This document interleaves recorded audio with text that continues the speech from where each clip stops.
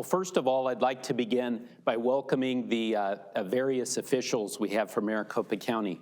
Recorder Stephen Richer, Superintendent Steve Watson, Treasurer John Allen, our Clerk of the Court, Jeff Fine, and also Presiding Judge Joe Welty. Thank you to all of you for being here today. We really appreciate the partnership. And then, did I miss someone else? I'm sorry, and of course, Assessor Eddie Cook. I saved the best for last. My apologies, Eddie. I want to thank all of you for your partnership over the last year. It is so appreciated by this board. Supervisor Sellers, Hickman, and Gallardo. We've been through a lot in the last couple of years, and it was my honor to serve alongside all three of you, to see your integrity, your determination, and your guts. It's my honor to serve as the chair of this board. And Supervisor Galvin, welcome. And thank you for your willingness to serve, and thank you for your commitment to the truth. And to my family, my wife, Pam. Pam, thank you for being my rock the last 2 years and the last 25 years of our marriage. Thank you for reminding me to always do what's right, not what's easy. I love you. And to our daughters, Emily, Corinne, and Natal, thank you for bringing so much joy into our lives. Thank you for grounding me, and thank you for reminding me why I do this job. This is an exciting time for us here at Maricopa County, and I'm proud to serve as the chair. As we look forward into the next year, we know that we've been through a lot as a county and a lot as the American family. I could not have imagined when I handed the gavel to Supervisor Hickman 2 years ago what we would experience and how we have been challenged as a county. We've been challenged by a global pandemic. We've been challenged by rising prices and labor shortages. And we've been challenged by the biggest threat to our democracy in our lifetimes.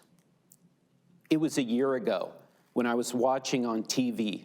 I saw American citizens climbing walls, breaking glass, pushing police officers out of the way, and storming the halls of the U.S. Capitol.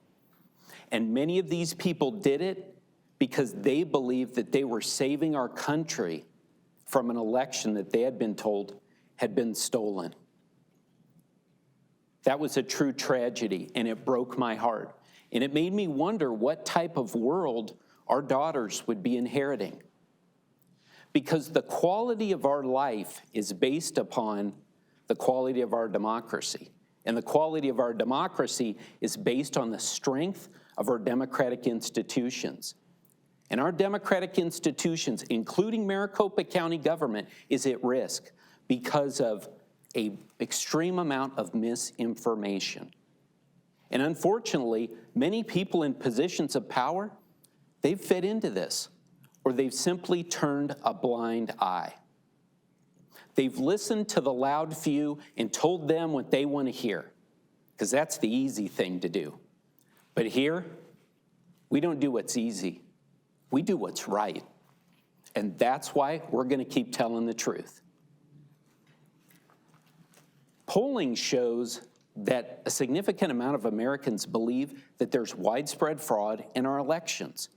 There's even some people who believe that the 2020 audit of our election showed proof of fraud. But I'm here to tell you, again, there wasn't any fraud. And I appreciate that our elections workers have spent the last 3 months examining in great detail the allegations brought by the Senate's contractors. They've looked at everything from envelopes to signatures to people who have moved. Now, the cyber ninjas claimed that there were 53,000 questionable ballots in that 2020 election. Well, what our experts have found is not 53,000, but 100, less than 100 questionable ballots out of 2.1 million. In my first major act as chair, later today, I'll preside over a hearing where we will go into and have a deep dive into the 100-page report that Maricopa County has put together responding to the Cyber Ninjas allegations. I hope that it's going to be the last word on this issue. But if people would like to watch that hearing, they can watch it on our YouTube channel, or they can review that report later on justthefacts.vote. When people attempt to undermine a democratic election, it puts at risk everything that we take for granted in a free country: security, speech, and economic progress. And that's why Maricopa County has not been silent. And that's why we will not be silent in the face of lies. We have seen how people react when they think that an election has been stolen. They stormed the U.S. Capitol. They threatened to kill and hang and shoot elections workers. And they called other Americans traitors. The American family cannot stand for that, and I will not stand for that. This board has worked over the past few years with Recorder Richer, and before that, with former Recorder Fontes and Purcell to make our great elections even better. But we cannot rest on our laurels. And 2022 has to be our best election yet and our most transparent election. So we're going to be working closely with the Recorder's Office to do everything that we can, reaching out to diverse groups proactively, using live streams, videos, public hearings, nonpartisan voter outreach to rebuild that confidence in our elections. That is so very important to us. But even though we know that our election machines are not connected to the internet, we are still going to use the technology available, including to make sure that there's no question about any access to our election machines, including putting special cages in place around our election machines that will make sure that no electromagnetic signals can come in or out. Running safe, secure elections in 2022 is my top priority. Another issue that has been a real challenge to the American family and to Maricopa County, of course, is our ongoing battle with COVID-19. Too many people have lost their lives because of this virus. Too many people have had their lives and livelihoods disrupted. We've all gone through too much in the last 2 years. But unfortunately, the pandemic hasn't ended yet. But I want to take this opportunity to thank our healthcare workers and our first responders for all they have done, not only to fight the pandemic, but also to fight some of the misinformation. We've got misinformation as it relates to the virus as well, particularly with the vaccines. Let me be clear. We know that people who take the vaccine are less likely to be hospitalized and less likely to die from COVID-19. So I encourage all of you, get your recommended vaccines and get your recommended boosters. But I'll tell you, I'm proud of what Maricopa County Public Health has done to limit the number of bad outcomes from COVID-19. Our team has worked for the last 2 years to get PPE, to get vaccines, and to get testing materials distributed throughout Maricopa County. And they've also done a great job of getting data-driven information out to our citizens so they understand how COVID-19 is spreading in the county and what the impact is going to be on our county. So I want to thank our public health workers, our volunteers, and all of our partners in the community. They have literally saved lives for us. And I want public health to understand that I am committed and I'm confident that this board is committed to doing whatever needs to be done to support their efforts so that we can finally bring this pandemic to an end. Now, when we're trying to determine how successful we are in our pandemic response, we need to look not only at the health the health in our community, but also the livelihood of our residents. And I think Maricopa County has a very good record on this. We have gotten thousands of businesses loans that have helped them to stay open. We have gotten money to homeowners, to thousands of them, to help keep them in their homes. And as far as schools are concerned, we've gotten them computers and Wi-Fi hotspots so that kids could continue to learn even though they were no longer in the schools. Jack and Clint, you led our effort on that, and we thank you for that. Now, with a more American Rescue Plan Act funding coming to the county, we're in a position to continue to help people. First of all, in a pandemic, we have a shortage of nurses, of course. So we're supporting a program where nurses can go directly from school, get into hospitals, and start doing what they desire to do and to help saving lives. We also know that we've got an issue in our county with affordable housing. And so we have committed $30 million to helping low and moderate income folks get into a home. And sadly, we also have more people on our streets these days. So the board has committed to working on projects that will get roofs over their heads, will help them to get a stable job, and will help them to get the health care and the mental health care that they need.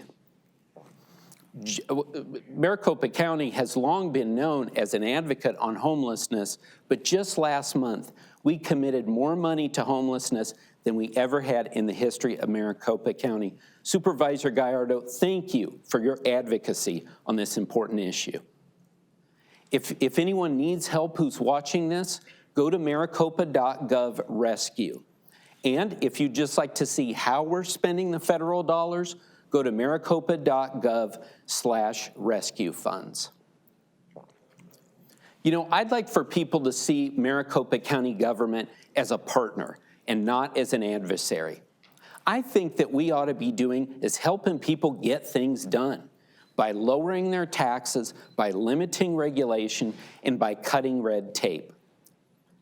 And in fact, in that vein, I think that we ought to cut property taxes again this year, just like we did last year. This will help people because it'll get more money in their pockets. And also, we're in a position where we can do that without negatively impacting the services that we provide in the community. In fact, I think that we ought to be looking at how we can improve our customer service. I think that someone should be able to apply for a permit in their pajamas at home one day, and the next day be able to get that permit and start the project. I think that someone ought to be able to go on our website, click on anywhere on a map of Maricopa County and report excess garbage or an abandoned vehicle. I think that we ought to have our county call center supplemented by online chats. And I think that we should have on Maricopa County, maricopa.gov, where people can go on and observe our government performance in real time. Now, these are not pipe dreams. These are actually things that we're already doing in Maricopa County. But we can even do more. And that's why during my last chairmanship, I said that we ought to take the data that we have as a county, the technology that we have, and the partnerships that we have to create a smart government that is focused on providing quality customer service. Thanks to the efforts of our county manager, Joy Rich, and her team, we've already been very successful in that effort. Thank you, Joy. And I'm excited that in the upcoming year, we're going to be refreshing our strategic plan as a county. And this strategic plan is going to be free of government speak, and it's going to be focused on customer service and on economic development. But I think we should even go one step further. Once we've established those goals and we have that data, we shouldn't just have it on internal dashboards that our directors can look at, but put it out on maricopa.gov so that our residents can judge us by our performance. In everything that we do, we should be timely and transparent. And I'm proud to say we're well on our way. 2 years ago, life in America changed when the pandemic hit our shores. A year ago, life in America changed again when insurgents stormed the U.S. Capitol. But through it all, Maricopa County public servants were here, doing what was right and what was needed to protect the American family.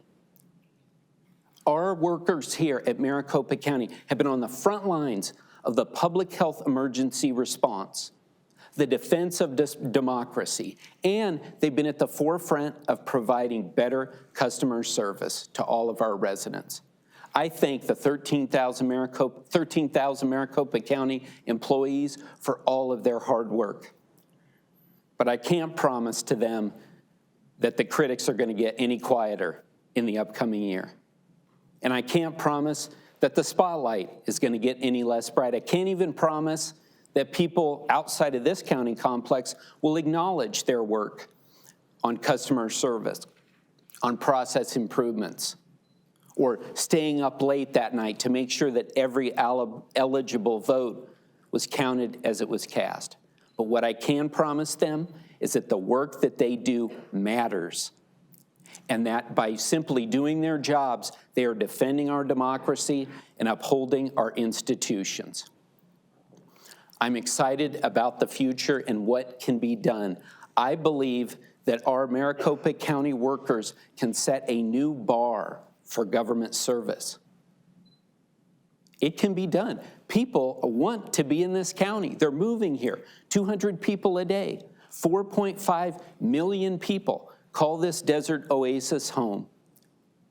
Maricopa County has done great work in the past few years, but we must do even better in 2022 because the American family depends on it. Thank you.